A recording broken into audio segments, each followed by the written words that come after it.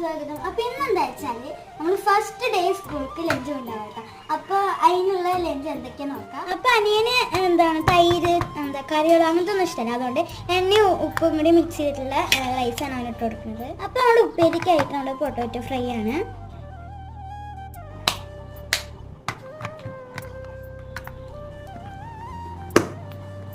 അപ്പൊ അവന്റെ lunch ready ആയിട്ടുണ്ട്. ഇനി എന്റെ നോക്കാം.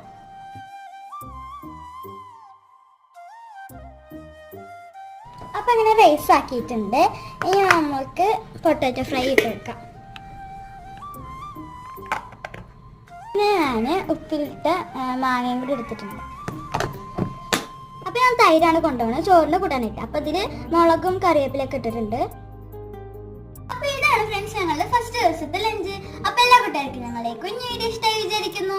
ഞാൻ അടുത്തൊരു വീഡിയോ കാണുന്നതായിരിക്കും.